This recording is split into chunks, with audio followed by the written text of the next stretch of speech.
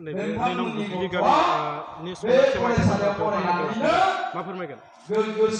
थारैनो जोबोद दिनै गोजोनथाव मोनसे बाथ्रा। नैनं गुदिलिगाव गामिनि नैबे एलपि स्कुला फैयै फैयै दिनै 50 बोसोर जाबाय आरो बे 50 बोसोरखौ लानानै स्कुलनि फोरोंगिरिफोरखौ लाफानायजों लोगोसे गामियारि जिखिनि थासारिफोर बा रायजो राजा बिथांमोना जयैनो 50 बोसोर जानाय बोसोरखौ दिनै मोनसे गाजा गोमजायै फालिनो हानाया थारैनो गोजोनथाव आरो मोनसे साबायखर होथाव खामानि होननानै आं सानो। मानो होनोबाथाय गंसे स्कुलखौ 50 बोसोर सालायनानै लाबोनानै मोजाङै परिचालना खालामबोनानै गामिनि साफ्रोमबो सुबुङा बे स्कुलावनो फरायलांखांनायनि उनाव बेखौ एसे जिखिनि एलुमिनिफोर बारग'लांनाय फरायसाफोर आरो रायजो राजा बिथांमोना 50 बोसोरखौ फालिनो हानाया मोनसे खारि बा डाटा बुथुमनाय बायदिबो जायो।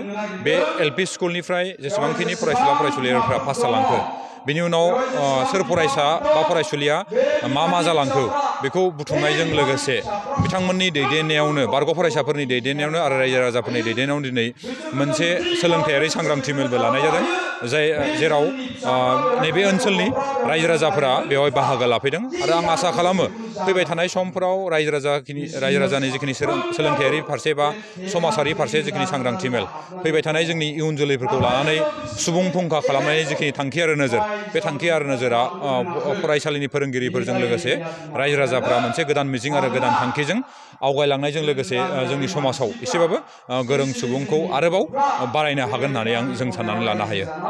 बर' मिडियामनि माखासे फरायसालिफोराव फोरोंगिरि आंखाल दं। बे समाव मा फोरमायगोन नोंथाङा? मा होनदों? बर' मिडियामनि माखासे फरायसालिफोराव फोरोंगिरिनि गोनांथि जाबाय थादों। मा फोरमायगोन? बियो खालि नैबे फरायसालिनिल' जेंना नङा। गासै आसाम नाङैनो मोनफ्रोमबो फरायसालियाव फोरोंगिरि जिखिनि आंखाल बे आंखाला दं आरो नोंथाङा सोंनाय बायदिनो फरायसालियाव फोरोंगिरिनि आंखालजों लोगोसे बर' मिडियामनि फोरोंगिरिफ्राबो जोबोद आंखाल जानानै दं। आं आसा खालामो खम समनि गेजेरावनो जिहेतु बिटिसि सरकार आरो आसाम सरकारनि गेजेरजों टेट पास जानाय बिथांमोनखौ मोनसे इन्टारभिउ लाखांबाय।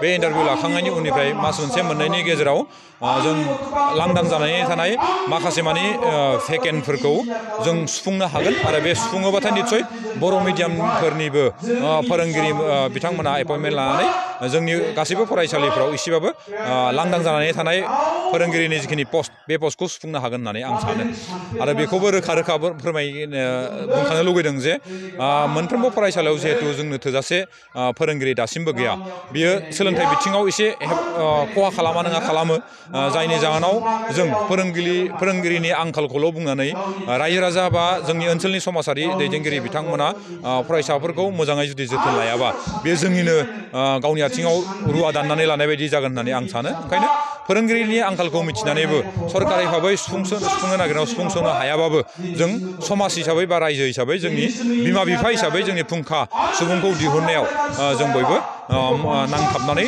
खामानि मावोबाथाय निस्सय फोरोंगिरिनि जिखिनि आंखाल बे आंखाला एसेबां जोंखौ खस्थ' होनाय नङा होननानै जों सानना लानो हायो। बर' मिडियामनि माखासे आसामाव थानाय स्कुलफोरा मार्कस जालांदों। इयुन समाव बेफोरनि थासारिया माबायदि जालांगोन सानो? खोनायाखै मोजाङै। आसामाव थानाय माखासे बर' मिडियाम स्कुलफोरा मार्कस जालांगासिनो दं। इयुन समाव बिसोरनि थासारिया माबायदि जागोन? आसामाव थानाय बर' मिडियाम फरायसालिफोरा मार्च आप जालांनाय आरो जोबलांनाय बियो सरासनस्रायै जोंनि बर' माहारिनि थाखाय मोनसे साननो गोनां बाथ्रा होननानै जों सानो। बिटिसि ओनसोलावबो नैफोरबायदि फरायसाफोरा गोबां जोबलांनो हमदो बा मार्च आप जालांदो। नाथाय बिनिख्रुइ बांसिन बिटिसिनि बाहेर थामहिनबा आसामाव बिदि मार्च आप जानाय बा जोबलांनायखौ जोंनियाव खौरां दं आरो डाटाबो दं सरकारि भाबै डाटाबो दं।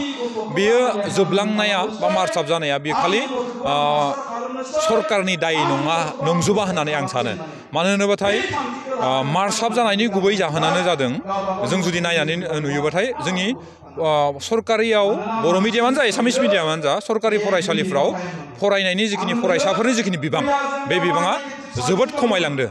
जाय खमायलांनायनि जाहोनाव जोंनि फरायसालिफ्रा लासै लासै मार्च आप जालांदो आरो जोबलांथारदों। ओंखायनो आं सानो सरकारा नैबेबायदि खामानि मावनायनिफ्राय जुदि सरकारखौ हमथानोबाथाय जोंनि गामियाव थानाय बिमा बिफाफोर बा समाजारि माखासे थासारिफोरखौ लानायजों लोगोसे बै फरायसालिफोराव फरायनायनि बिबां बा फरायसाफोरनि जिखिनि बिबां बे बिबांखौ बारायोबाथाय आं सानो मार्च आप जानाय आरो जोबलांनाया खमायगोन होननानै सानो बियो पार्टिकुलारलि बर' मिडियामनि थाखायल' नङा एसामिस मिडियामनि फरायसालिफोराबो जोबलांदो आरो मार्च आप जालांनायखौ कक्लाबारि बा आंनि समस्थियावबो जों नुनो मोनो खिन्थु गुबैयै बर' मिडियामनिया आसामाव बांसिन जानायखौ जों खोनानो मोनो आरो जोंनि बिटिसियावबो गंफा गंनैया जायाखै नङा जादों खिन्थु बिनि गुबै जाहोनखौ जुदि नागिरोबा जों नुनो मोनो जोंनि बै फरायसालिफोराव फरायसाफोरनि जिखिनि आंखाल बे आंखालखौ सुफुंनो हायैयाव बिदि जाहोनखौ नुनो मोनो आरो बिनि अनगायैबो गोबां जाहोन थानो हाबावगोन नाथाय आंनि जिखिनि मोनदांनाय बे मोनदांनाया बेखिनियानो ओंखायनो आं जोंनि रायजो राजा बिथांमोनखौ खावलायनो लुगैदों बा समाजारि संगठनफोरखौ आं खावलायनो लुगैदों बा सरकारनिफ्रायबो आं बेखौ बुंगोन जे बै फरायसालिफ्राव